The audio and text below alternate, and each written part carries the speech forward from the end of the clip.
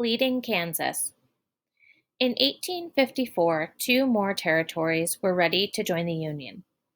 Kansas and Nebraska now had enough people to become states. So, Congress passed the Kansas-Nebraska Act. This law allowed people in those territories to choose whether they wanted to be a free state or a slave state. This was very controversial. It reversed the Missouri Compromise. Both of these new states would have been free states. That is what was agreed to in the old compromise. People in the North were furious. Nebraska voted to be a free state. Many of the people living there were from the North, but Kansas was closer to a slave territory. It was unclear which way people would vote. People from other states, both in the North and the South, flooded into Kansas. They wanted to influence voters. Some of them voted illegally. After the vote, it was declared that Kansas would be a slave state. Northerners were outraged. Fights broke out. Small battles were waged, and people died. The territory became known as Bleeding Kansas. Big decision. Before the Civil War, some people were thought of as property. They had no rights. Often, slave owners would take these enslaved people with them when they traveled or moved, even if they moved into a free state in the North. Dred Scott was one of those enslaved people. He was born into slavery around 1800.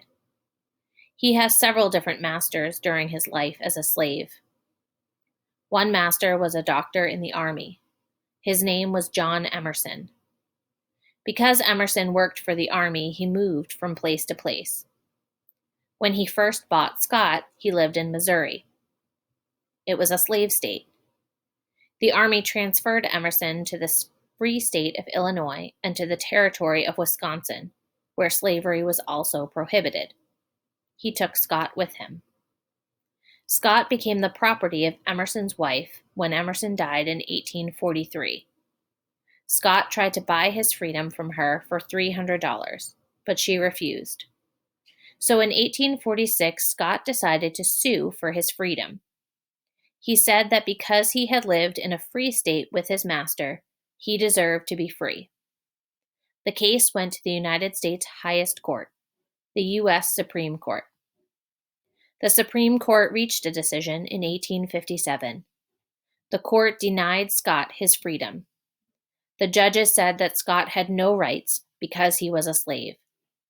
The court stated that enslaved people were property. They were not U.S. citizens. Therefore, they could not take a case to court. And the court reversed the Missouri Compromise. It said that the federal government could not restrict slavery in certain territories.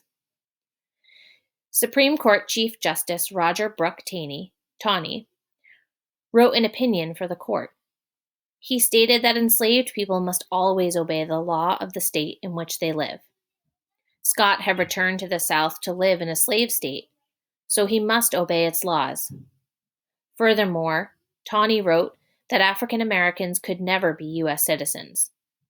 Southerners were pleased with the ruling. Northerners were outraged.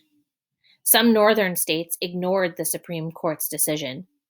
They passed laws that said that slaves were brought to the North, they would be legally free. The case further divided the country. The North and the South could not reach an agreement regarding the issue of slavery. They could not decide whether states had the right to govern themselves. Tensions continued to rise. Free at last. Dred Scott got his freedom in the end. He and his family got transferred back to the sons of one of Scott's previous owners. They freed him after the Supreme Court's decision. Sadly, Scott died a few months later. Please listen to the next video for the final piece of this text.